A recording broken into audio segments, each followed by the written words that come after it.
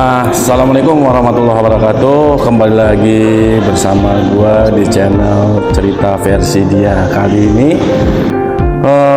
kita udah bersama Ihsan Lani, seorang petarung MMA asal Papua, Wamena ya? Iya. Wamena. Pegunungan Wamena. Pegunungan jauh-jauh datang untuk bertarung gitu. Tapi kita pengen gali lebih dalam terkait dengan kepribadiannya, misinya dan lain-lain. Kita ingin kupas habis siapa sih sebetulnya sosok Ihsan Lani ini.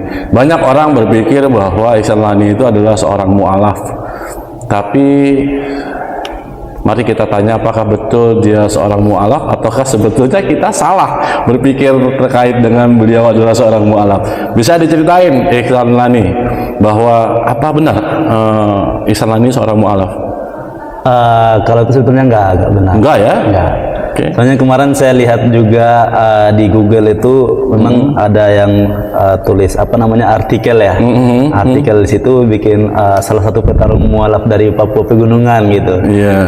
Sebetulnya itu enggak. Itu enggak ya? Enggak betul. Jadi Ihsan Lani ini sebetulnya lahir sebagai seorang muslim ya? Iya, tapi kalau orang tua tadinya lebih ke adat ya. Waktu itu kepala suku muslim masuk Islam, ya. Bangun SD di kampung itu, bangun SD. Jadi orang tua tuh sekolah di SD itu otomatis mereka belajar Islam.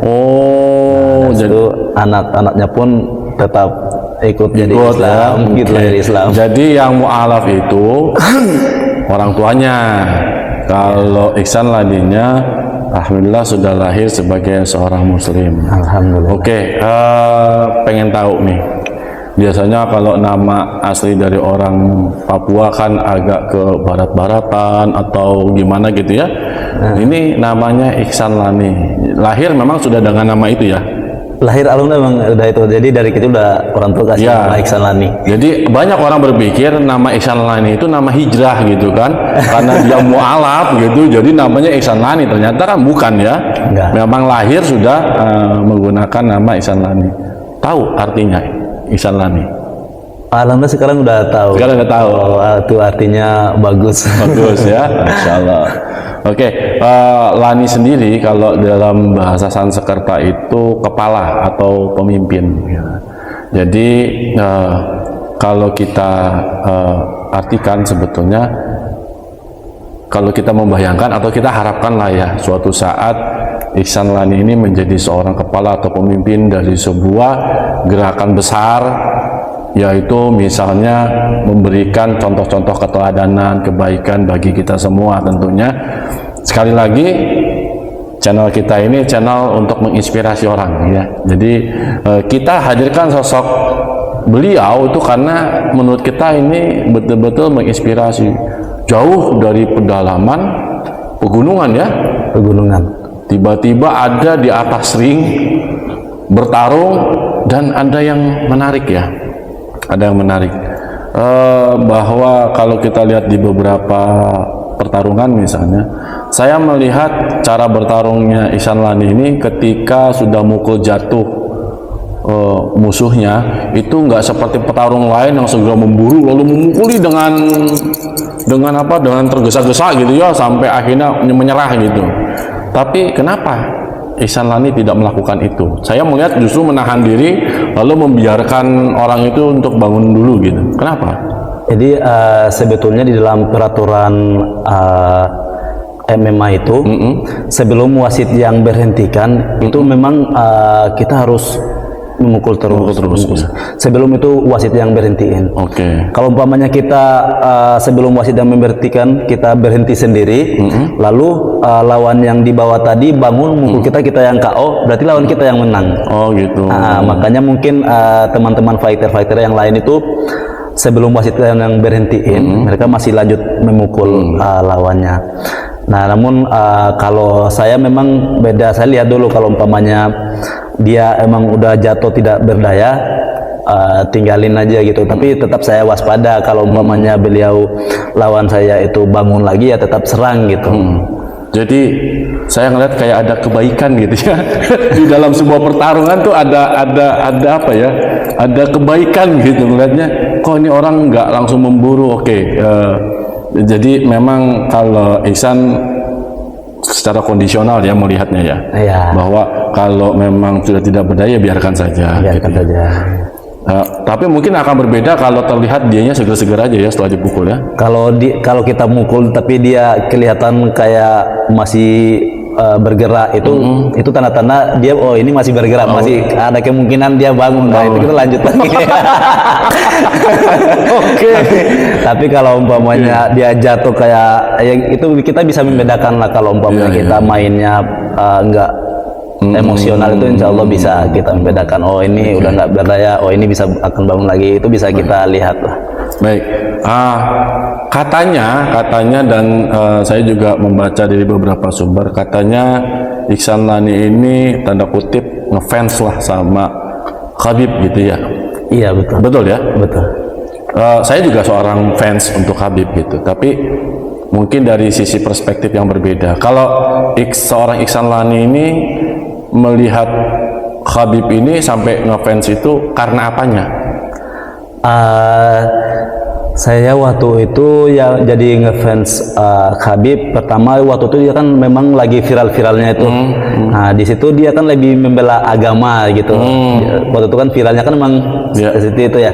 Nah saya lebih suka cara bicaranya, cara dia memperlakukan lawannya. Itu sangat beda, dan di situ saya suka gitu. Saya ingin mempelajari sebagai fighter juga gitu. Jadi saya sangat mengidolakan lah beliau. Tapi kalau untuk dalam cara taruhnya sih kurang. Cuma saya lebih ke pribadinya. Pribadinya. Emang kepribadian Khabib itu jadi magnet ya buat banyak orang ya. Iya. Saya pribadi memang menyukai Khabib itu bukan dari cara bertarungnya, tapi bagaimana kepribadiannya ditonjolkan, agamanya ditonjolkan. Nah, mengetahui atau mengenal Khabib itu setelah terjun di combat sport atau sebelumnya? Sebelumnya. Waktu itu anak masih SMK. Masih SMK, belum masuk di Sasana. Boleh nggak kalau kita sebutkan atau kita simpulkan bahwa yang menjadi inspirasi buat Ihsan Lani ini terjun ke combat sport ini adalah karena melihat sosok itu? Apa bukan? Sebenarnya bukan. Oke, nah ini yang perlu kita tahu ya, apa sih awalnya kenapa kok bisa masuk ke dunia ini gitu? Sebenarnya ini agak rumit ya. Ya, nggak apa-apa. Yang sederhana aja. Iya, jadi sebenarnya dari bisa dalam kutip ini agak berat, tapi ini saya akan cerita ini hari ini. Ya, oke. Ini belum pernah saya cerita juga sebetulnya. Oh, keren nih, eksklusif ini. Ya, gimana? Nggak, jadi kan ini nggak apa nih, agak nggak apa-apa. Jadi dulu kan kami sekolah dapat beasiswa dari umat lah, kayak Rumah Zakat, BSMI, sama Las Freeport. Dapat beasiswa kayak gitu untuk sekolah di Batam. Nah, jadi ada salah satu hal yang membuat saya itu masuk ke bela diri gitu.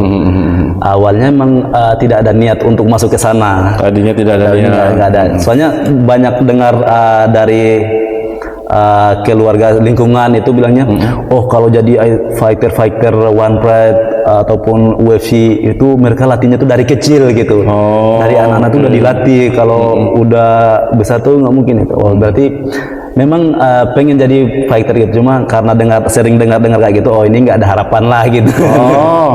Sempat gitu. Nah habis itu setelah lulus SMK nganggur 1 tahun, sempat kerja banyak lah, pindah-pindah kayak di pabrik tahu, pemotongan ayam. Pabrik tahu? Seorang Ihsan Lani pernah kerja di pabrik tahu? Banyak. Pemotongan ayam juga? Iya. Oh, lanjut.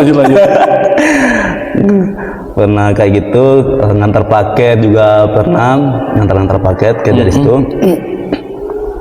Nah, waktu itu ada kami membutuhkan inilah biaya untuk hidup itu. Jadi kebetulan kalau saya mama sama bapak itu udah bisa, jadi dari SD SMP dulu di kampung juga saya tinggal sama adik-adik sama mama. Jadi saya mau minta kiriman dari sana gitu, agak susah waktu itu. Ya. Waktu agak susah. Nah, kalau untuk teman-teman lain mungkin masih bisa dapat kiriman. Nah, waktu itu saya belum mengingat orang tua mama di sana.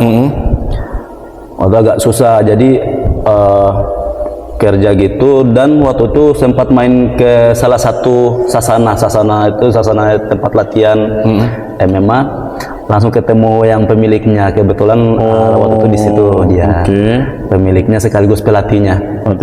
Nah, waktu itu dia cerita, kalau jadi atlet kita gratisin semua fasilitas kita kasih, baju latihan juga kita kasih.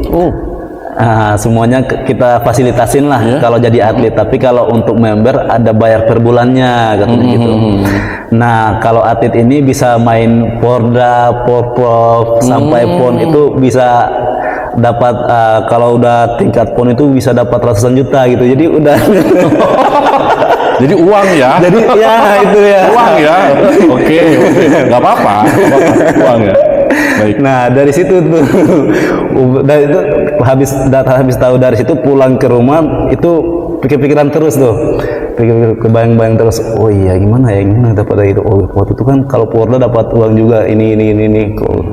Ini di mana ini? Di Batam. Di Batam. Oke, terus lanjut. SMK di Batam saya dulu. Terus waktu itu saya cerita ke orang tua angkat. Orang tua angkat dikasih izin, alhamdulillah waktu itu. Dikasih izin, habis itu sama teman-teman yang lain juga disuruh ikut latihan gitu di sana. Oh, gitu. Iya, tapi berjalannya waktu saya masuk kuliah, pernah masuk kuliah di tahun 2022. Oh, sempat masuk kuliah. Sempat masuk kuliah dan di situ karena saya kalau untuk pembelajaran umum itu agak kurang, memang dari dulu agak kurang. Jadi di situ nilai saya semester 1 itu agak turun, semester 2 juga. Dan waktu itu orang tua dari nilai pertama itu, orang tua angkat udah nggak diizinkan untuk latihan gitu. Urusan kamu, nilai kamu udah gini, kamu harus fokus di kuliah, jadi latihannya ditinggalin gitu. Cuma di lain sisi karena yang pertama tadi, yang awal masuk, tujuan yang awal masuk ke Sasana, sama yang kedua lagi, saya berpikir, wah kalau saya ambil kuliahnya aja, memang dari awal saya memang kurang di pembelajaran ini, bahkan otomatis nilai saya mungkin akan naik, tapi nggak sejauh-jauh dari ini gitu. Jadi bagaimana kalau umpamanya saya atletnya jalan, kuliahnya jalan, nanti bisa membantu dari prestasi itu gitu. Saya pemikiran saya seperti itu. Nah, namun orang tua angkat waktu itu nggak dikasih, dia maunya fokus kuliah, harus pilih salah satu, mau di kuliah atau mau di atlet gitu waktu itu. Akhirnya pilih jadi atlet. Pertimbangkan itu ada hampir 1 bulan juga pertimbangan. Dulu waktu kuliah ambil jurusan apa? Listrik. Listrik. Sekarang bisa ngegaji orang buat betulin listrik. Ya, Masya Allah. Berapa lama itu Iksan itu mulai berlatih sampai pada akhirnya mulai terjun ke pertarungan ini gitu? Nah, dari situ kan saya pilih yang atlet. Nah, jadi saya pindah ke Sasana, saya tinggal di situ latihan. Dan di Batam itu untuk cari event-event amatir untuk jam terbang kurang, jadi kami sering keluar pulau ya. Keluar pulau. Dan alhamdulillah ini masuk ke One Pride-nya itu dari Jogja. Dari Jogja. Jadi kebetulan di Jogja itu ada event namanya Jogja Gelut. Jogja Gelut, berantem tuh kan. Iya, Jogja Gelut. Ya, itu karena di Jogja itu banyak kelite. Kelite itu dia seperti apa namanya ya, yang malah di jalan malah ya nah, preman-preman lah. Nah kayak gitu, cuma mereka itu beda. Bedanya itu mereka nggak ambil barangnya, mereka tuh malah sakitin. Oh, cuma nyakitin aja, bro. Nyakitin aja gitu. Kurang ajar tuh ya. Iya. Iya, jadi mereka tuh ada geng-geng kayak gitu. Iya. Nah di situ ada salah satu orang tuh, dia berinisiatif, ini kayak mana nih anak-anak ini, arahin ke yang bermanfaat gitu. Nah makanya jadi anak-anak yang terlibat dalam keliti itu dibawa ke dalam sasana gitu. Jadi sebetulnya kan kita nggak tahu tuh orangnya yang mana gitu. Jadi dibikinlah acara Jogja Gelut itu, cuma disebarkan yang supaya yang gitu-gitu punya pelampiasan lah gitu. Supaya ada pelampiasan, dikasih wadah lah di situ. Dikasih wadah. Keren ya? Iya, dan itu alhamdulillah biasanya kan daftarnya bayar itu. Kalau itu emang digratisin semua. Digratisin. Oh, ini bro bisa jadi solusi nih ya. Bisa jadi solusi buat para pelaku tawuran. Iya betul. Iya, orang yang suka tawuran mendingan diwadahin kayak di Jogja. Wah, Jogja keren kalau punya metode seperti itu. Saya sebelum datang ke sini untuk wawancara Ihsan Lani, tadi malam di belakang rumah saya, persis di belakang rumah saya di depan gerbang itu ada tawuran anak-anak sekolah jam 9 malam. Oh iya. Aduh, gitu ya, pusing kita ngelihat anak-anak sekolah tawuran itu nggak ada. Kalau diwadahi kayak gini kan bisa jadi sport ya, artinya nanti bisa menjurus ke salah satu yang sifatnya bermanfaat ya, dibandingkan yang kayak gitu kan membahayakan. Oh, jadi di Jogja. Setelah itu di Jogja, habis itu di Jogja Gelut kedua itu mereka kerjasama sama One Pride. Oh, di Jogja Gelut yang pertama Ihsan sudah ikutan? Sudah ikut. Menang? Alhamdulillah menang di kelas 70 waktu itu. Kelas 70, menang ya? Alhamdulillah menang. Oke, lalu di Jogja Gelut kedua itu bedanya berapa lama antara Jogja Gelut 1 dengan Jogja Gelut 2? 1 tahun. Oh, 1 tahun. Iya, jadi yang Jogja Gelut 1 tuh di 2022. Di Jogja Gelut kedua tuh di 2023. Oh, berarti baru-baru ya, artinya belum lama ya. Lalu di Jogja Gelut 2 itu Ihsan menang? Alhamdulillah menang lagi. Di kelas yang beda. Di kelas yang beda? Iya, karena kalau umpamanya udah menang di Jogja Gelut 1, itu nggak boleh main di kelas yang sama lagi, biar dikasih kesempatan yang itu bagus itu bagus dong, ya kan? Biar ada regenerasi lah, regenerasi pemenang itu oke juga. Jadi Ihsan tadinya di Jogja Gelut 1 kelas berapa kilo? Kelas 70, di Jogja Gelut 2 di kelas 65. Turun. Oh, karena kalau naik malah saya rugi. Karena itu kelas 70 aja tuh nggak sesuai sama tinggi badan saya gitu. Nggak sesuai. Oh iya. Tinggi badan berapa? Tinggi badan 160-an. 160-an. Ya, tapi kalau di kamera tuh kelihatannya tinggi, bro. Nah, itu iya banyak yang masa aslinya beda gitu, banyak kayak gitu. Karena kalau di kamera itu mungkin kita kan turunin berat badan tuh. Jadi badannya tuh memang lagi agak kurus. Iya, jadi kelihatan tinggi. Betul. Kalau normal ini kan 70 juga beratnya. Oke. Untuk sampai jadi seorang pro itu pengorbanan apa yang paling berat untuk Ihsan lakukan untuk menjadi seorang pro fighter gitu? Itu yang untuk cari jam terbang tadi. Cari jam terbang tadi. Dari Batam sana keluar ke Jawa, ke Pulau Jawa, besok pulang lagi. Tapi alhamdulillahnya itu kami dibiayain sama Sasana dari Ranger baik itu. Oke. Pengorbanannya berarti yang paling berat itu adalah mencari lawan di event-event di luar. Sama memang untuk masuk ke One Pride sendiri memang agak susah karena kan dari seluruh Indonesia kan. Ada ratusan bakal ribuan fighter yang menunggu, jadi memang agak susah. Siap. Tapi kalau latihan latihannya seperti biasa aja kan, ya persiapannya. persiapannya seperti biasa, tapi cuma beda pada saat kita kita persiapan sama hari-hari biasa. Oh, oke. Alasan ekonomi ya, dulu memulai untuk menjadi petarung, tapi bakat bertarung atau apa memang baru ketika masuk Sasana belajar bertarung, atau dulu dari kecil memang suka berantem? Kalau dari kecil SD itu lebih sering berantem sebenarnya. Oh, anak nakal ya. Anak nakal ini. Habis main kelereng, karet. Itu kalau kalah itu pasti habis main itu pasti berantem buat ini. Kalau umpamanya barang kita habis itu ya bawanya emosian gitu kan. Oh, tapi kalau udah SMP itu udah jarang. SMP udah jarang. Berarti sempat jadi preman lah dulu ketika jadi SD-nya gitu. Kalau dari SD sering itu paling sering berantem ya. Oke, sekarang kalau kita bicara sekarang rekornya adalah 3-0 gitu ya.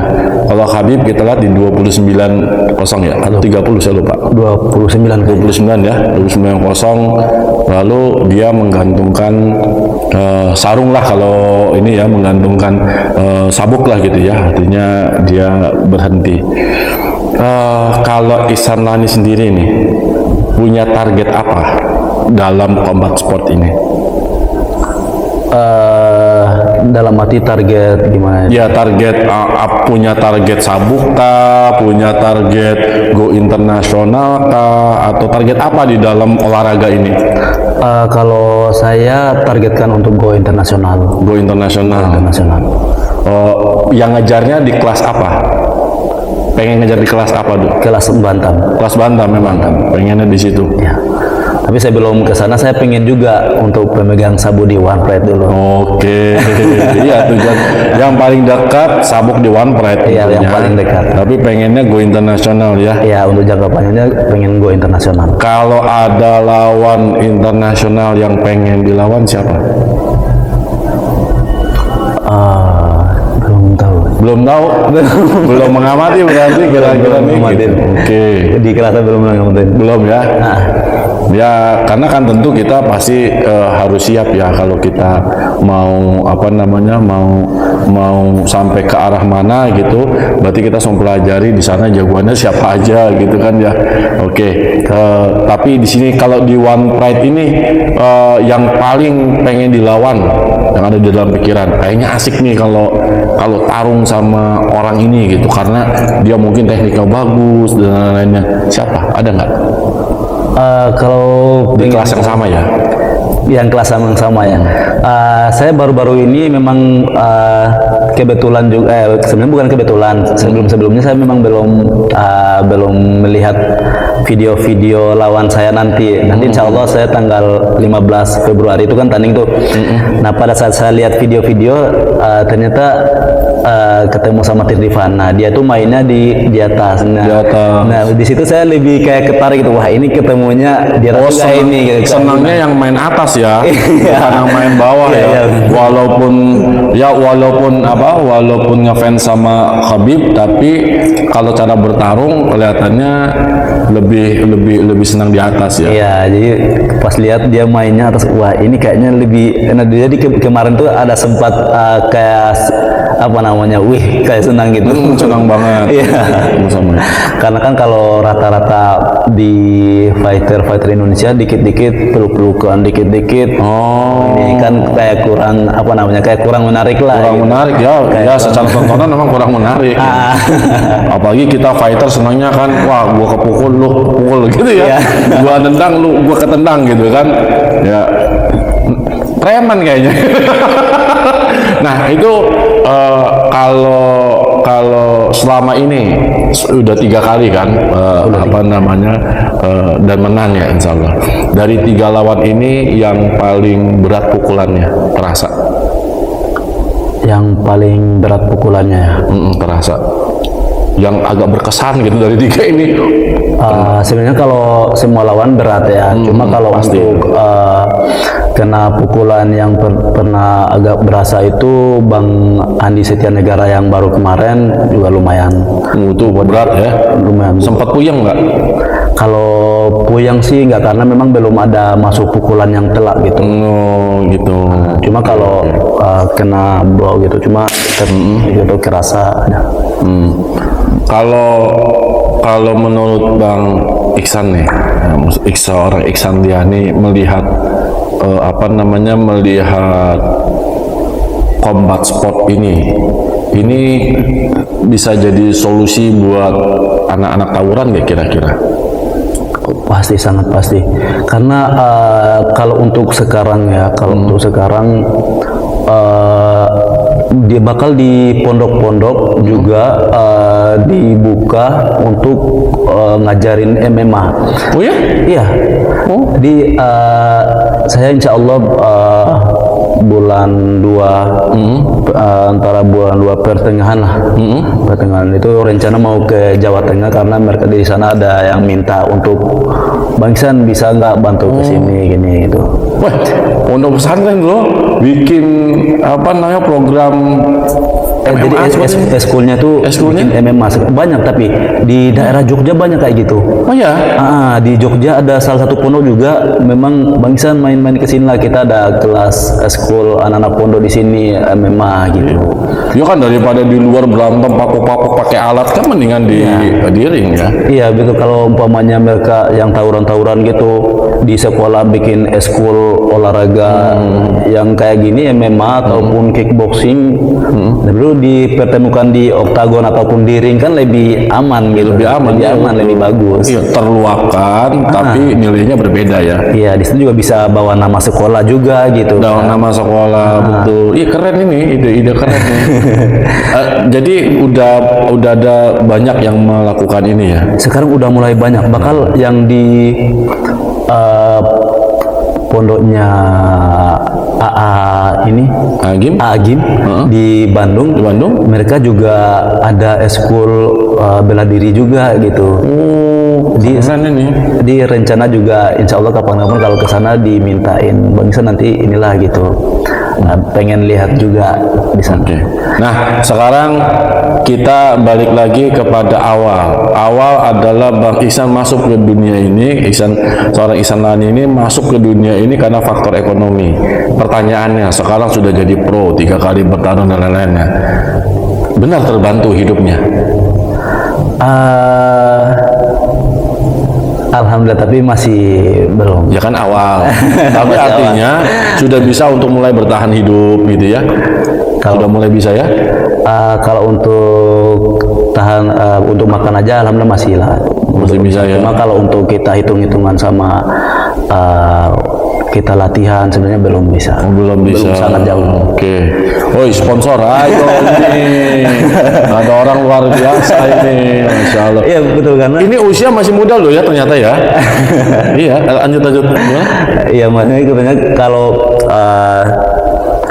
untuk di Indonesia mungkin karena pemerintah yang kurang support atau gimana nggak tahu ya. Jadi memang resiko yang kita dapatkan itu beda lah sama kalau kayak event-event boxing gitu kan memang bayarannya kan tinggi. Tapi kalau kita MMA profesional kita tanding ya memang nggak banyak, cuma paling dari sponsor banyak juga yang, tapi tergantung yang atletnya. Iya. Kayak kalau sudah hebat kan pasti besar gitu ya. Ada memang banyak juga kayak Bang Suwardi kan dapat dari sponsor kan banyak. Dari situ sih yang ini. Tapi kalau untuk hitung-hitungan ini belum. Kalau dihitung lama terjun di combat sport ini sudah berapa lama? Dari amatir atau? Dari amatir. Kalau amatir saya mulai fokus latihan tuh dari 2022. Fokus latihannya 2022. Semenjak pindah dari pindah ke Sasana itu. Oh, Ya itu artinya berarti sudah 3 tahun ya. Udah 3 tahun ya.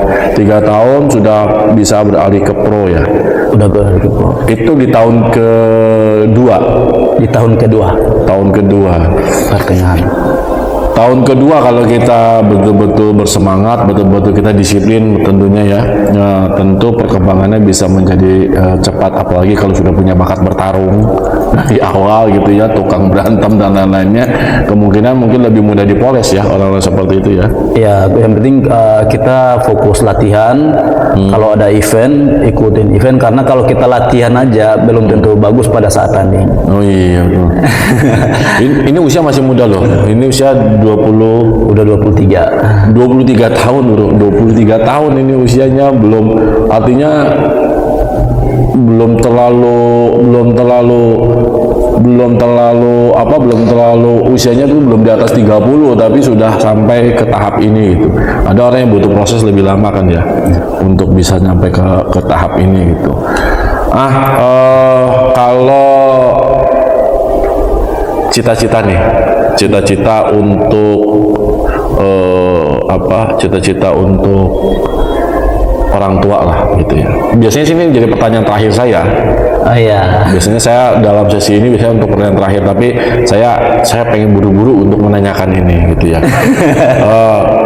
Apa sih yang kira-kira keinginan dari seorang Ihsan Lani untuk kedua orang tuanya, terlepas dari status gitu ya, yang ingin Ihsan berikan atau tunjukkan kepada orang tua gitu ya, mau diberikan atau ditunjukkan atau entah apalah itu ya, artinya keinginan Ihsan untuk orang tua yang belum tercapai dan ini sedang dikejar sama Ihsan apa? Untuk kedua orang tua yang paling Ihsan inginkan itu untuk bawa umroh ataupun haji, itu yang pertama. Bawa umroh atau haji? Ya, dan sekalian juga karena orang tua kan masih di dalam lingkup yang sama di situ terus gitu kan. Jadi di sana itu walaupun Muslim tapi lebih kuat adat gitu. Jadi Ihsan mau tunjukkan lah orang tuh gini loh. Karena selama ini Ihsan hanya teleponan gitu.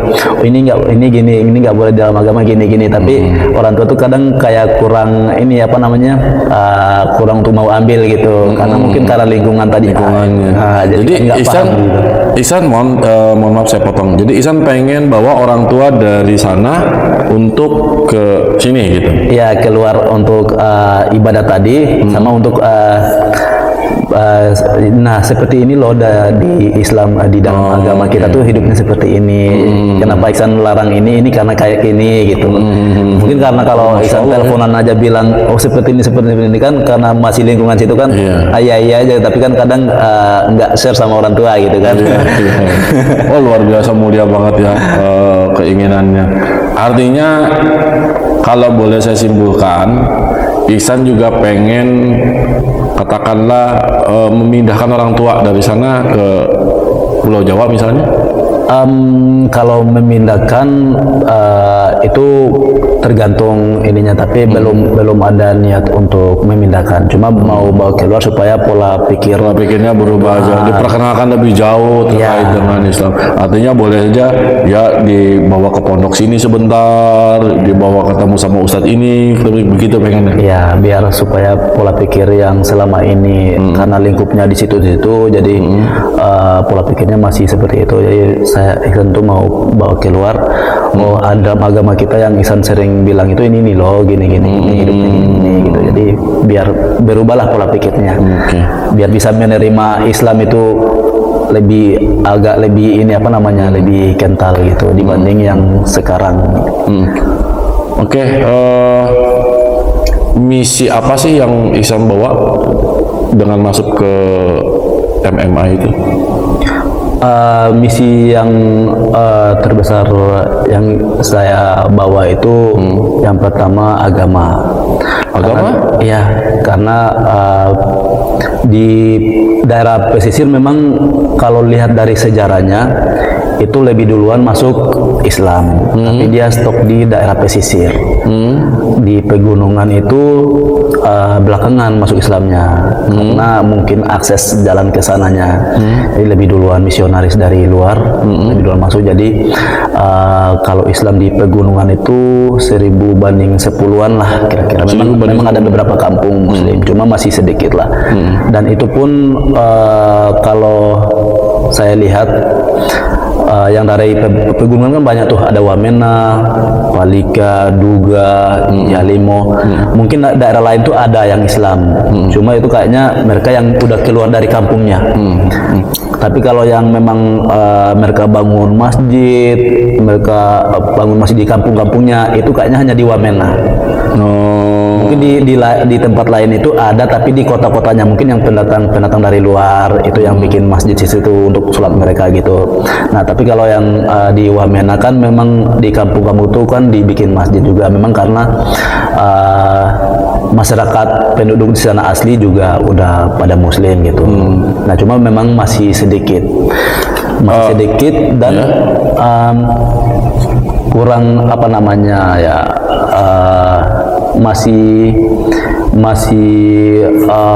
aduh saya bingung ini untuk bilangnya seperti apa ini. Nah, jadi mereka itu kami yang di pegunungan itu Islamnya tuh kayak kurang memperlihatkan keislamannya gitu. Oh ya, karena mungkin transfer ilmunya juga masih belum kuat ya. Cuman saya masih belum paham nih, misi agama, misi Islam, tapi menggunakannya sport combat gitu. Hubungannya ada di mana? Nah, tapi belum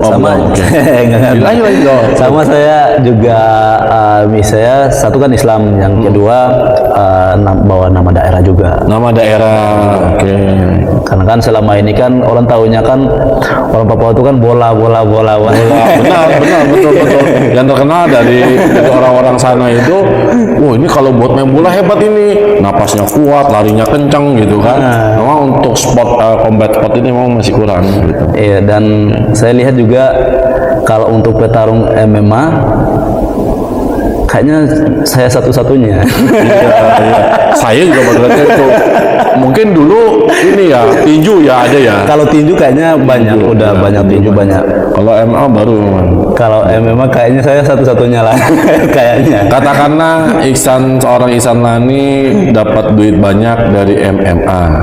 Kalau dikorelasikan, dihubungkan dengan tadi masalah agama, Ihsan tuh pengen ngapain dengan uangnya? Dikorelasikan dengan tadi tujuan agama.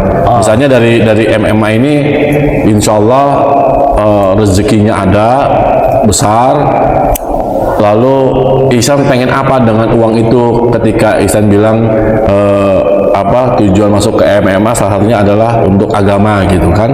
Artinya kan boleh jadi ada satu tujuan terkait dengan apa yang Ihsan hasilkan itu nanti ada untuk kepentingan agama misalnya. Ada kepengen ke situ gitu maksudnya? Ada. Apa pengen bikin apa? Pengen bikin sekolah di sana. Pengen bikin sekolah? Memang di sana masih kurang lah. Bikin bangunan sekolah maksudnya? Bangunan sekolah dan guru-gurunya juga di sana masih kurang. Guru juga susah di sana? Susah. Bakal di Wamena sendiri ada beberapa kampung itu ada bangunannya tapi nggak ada gurunya. Ada bangunannya nggak ada gurunya? Iya. Saya pernah lihat waktu itu di ini namanya tuh di Walaj. Itu di sana itu ada keluarga satu family juga. Jadi saya sering ke Walaj itu. Kira-kira biasanya berapa ratus kilo lah gitu. Oke. Dan di sana itu ada sekolahnya, tapi sekolahnya itu nggak diisi sama sekali. Sebelumnya memang udah ada, tapi entah masalah apa nggak tahu. Sekolahnya bangunan itu ada, tapi nggak jalan. Oke. Menarik ya, seorang Ihsan Lani ingin membangun sekolah. Artinya tujuan agamanya itu lebih kepada mencerdaskan lah ya orang-orang untuk transfer ilmu itu menjadi lebih baik di sana. Ya. Pengen bikin sekolah. Ini bikin sekolah umum atau sekolah agama nih? maksudnya nih? Lebih ke sekolah agama. Memang Lebih sekolah di agama. kampung saya memang udah ada, cuma kalau saya pikir-pikir sekarang itu masih jauh. Masih jauh. Masih jauh. Kalau memang pondok, cuma pondoknya itu nggak dipagar dan bebas, jadi agak masih sering pulang ini. Oh gitu. Pengen bikin mahat, dia pengen bikin pondok pesantren. Jadi buat penonton ya, buat lulu yang pada punya duit, pengen investasi akhirat, ada jalannya, bisa lewat Ihsan Lani untuk bikin pondok pesantren di sana. Dan ini dibutuhkan ya, dibutuhkan banget di sana ya. Sangat dibutuhkan, sama yang ada pengen mau bangun masjid juga. Pengen bikin masjid juga. Oke. Soalnya Yang di sana sudah ada tapi masjid.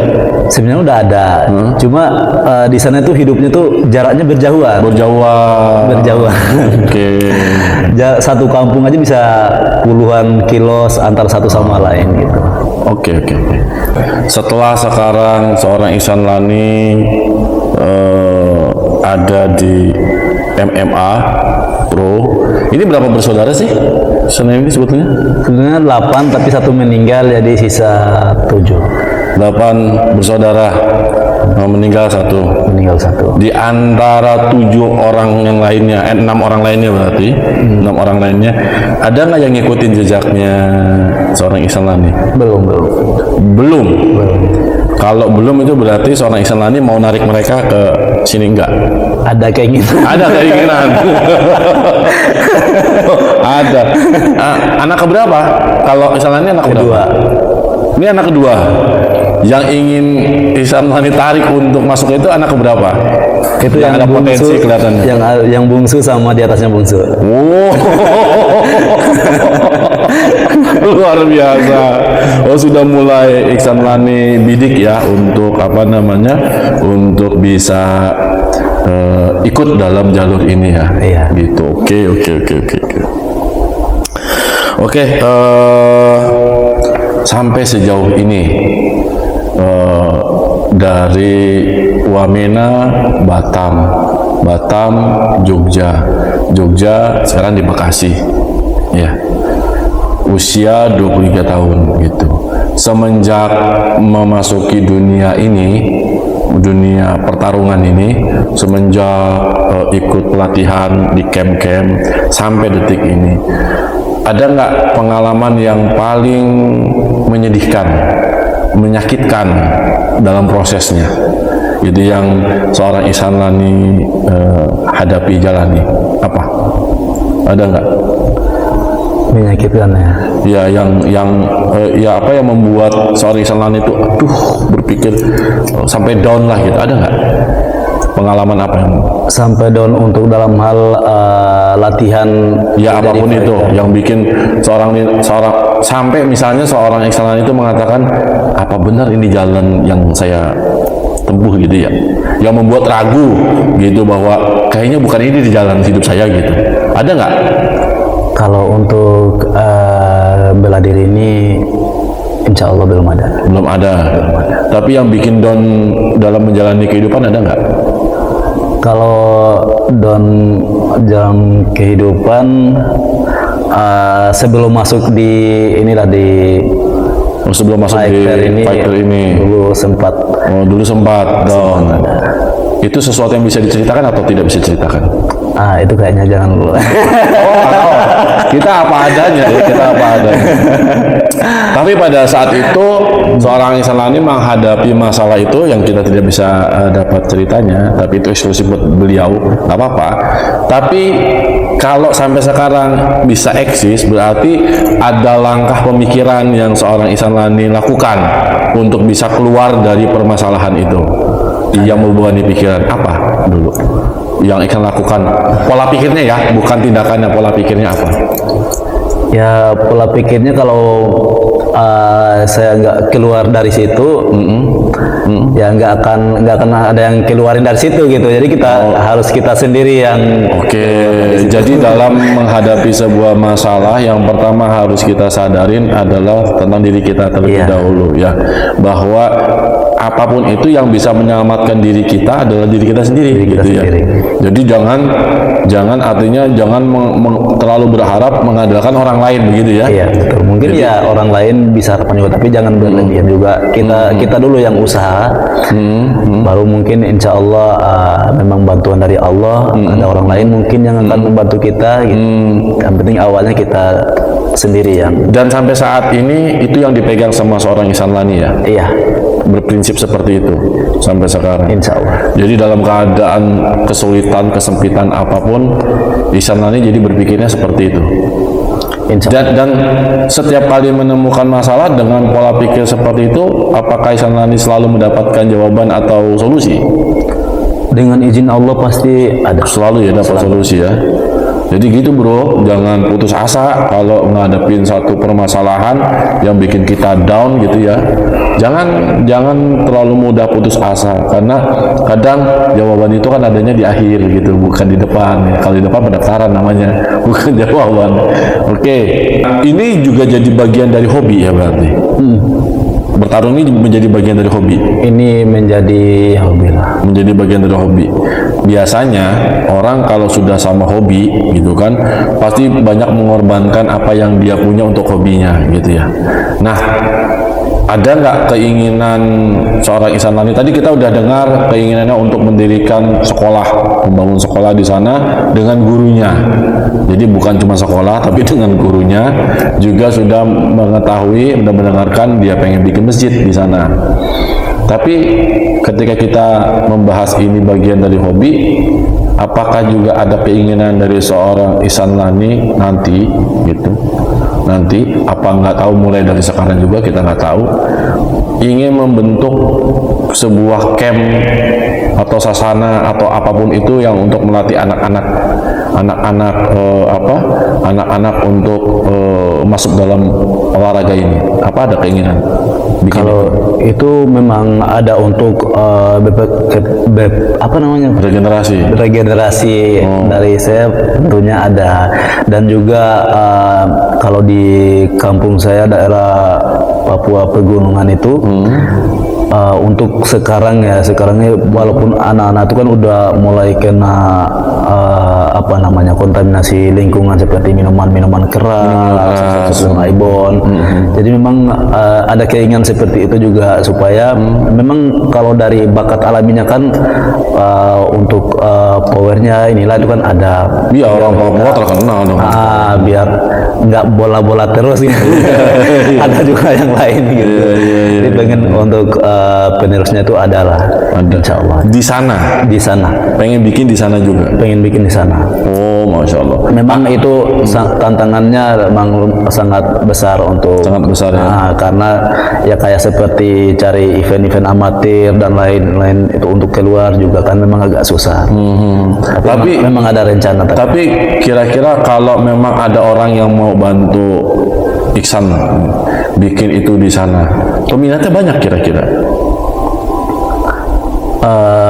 Kalau peminat belum tahu, kayaknya kurang ya. Cuma karena memang orang-orang sana belum tahu kalau mereka tuh bisa bisa sukses dari olahraga juga bisa loh gitu, belum tahu. Jadi orang-orang kesana tahunya tuh sekolah gitu. Sekolah ya, aja. Tahunya sekolah aja. Tapi kalau dari olahraga juga bisa loh gitu, mereka belum paham kesana. Oke, pertanyaan terakhir nih, kita sudah lebih dari 40 menit ya. Pertanyaan terakhir. Kalau berandai-andai ini ada, coba kamu berdoa yang betul-betul yang pengen segera dikabulkan, apa? Doa yang pengen segera dikabulkan apa doanya Ihsan Lani?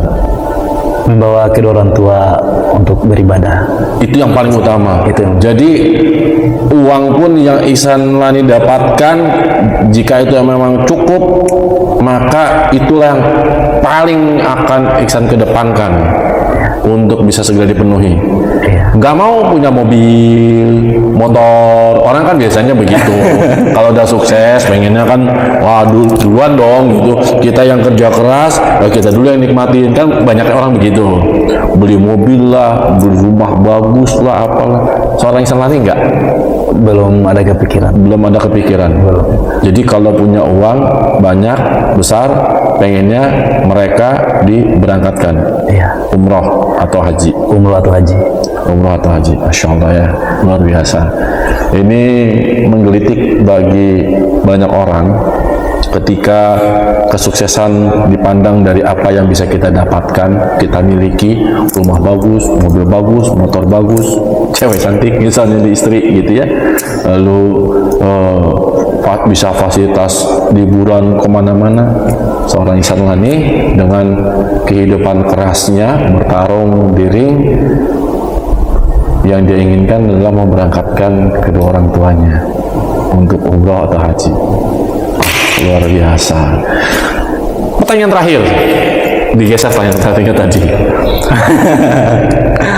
Ada nggak kalimat dari Ihsan Lani untuk para remaja sekarang, para anak muda, yang menurut Ihsan Lani kalimat itu bagus untuk mereka pegang dalam kehidupan mereka sehari-hari, supaya tidak menjadi generasi yang malas atau generasi yang terlalu santai? Kira-kira apa nasihatnya Ihsan Lani kepada teman-teman? Ini yang lebih ke tawuran tadi atau Bebas menurut Ihsan Lani yang bagus untuk remaja, mau tawuran kayak mau apa kayak terserah. kalau buat remaja, kita sama-sama remaja ya. Iya, sama-sama remaja. Kan ada lebih ada juga yang lebih remaja lagi. Masih usia-usia yang belasan tahun lah. Ya, buat para anak remaja, sambil kuliah ataupun sekolah, samping itu hobi-hobi seperti ya hobi apapun, seperti untuk olahraga ya, kena bola, bela diri atau apapun itu, walaupun umpamanya jurusannya kita ambil yang pendidikan tapi ada hobi lain, itu lebih baik jalankan dua-duanya karena bisa membantu dari salah satunya untuk kedepannya, insya Allah. Ya, jadi kalau bisa jalanin dua-duanya ya. Kenapa harus pilih salah satu? Iya. Sampai sekarang berarti seorang Ihsan Lani juga masih kuliah? Alhamdulillah udah masuk kuliah di Muhammadiyah Kuningan. Oh, Masya Allah, keren. Oke, begitulah bincang-bincang kita. Hah? Waduh, jangan. Surat pendek. jangan. Ini menolak jangan. Oh iya, anak. Oh iya, ada satu mungkin yang orang banyak nggak tahu, sebetulnya seorang Ihsan Lani ini dulu pernah mondok pesantren, walau hanya 1 tahun. Ya, beliau tadinya mau kita minta untuk ngobrolin surat mengucapkan surat gitu ya, membacakan surat, tapi nggak usah. Beliau tawadu orangnya. Jadi nggak mau nyombong gitu, Masya Allah.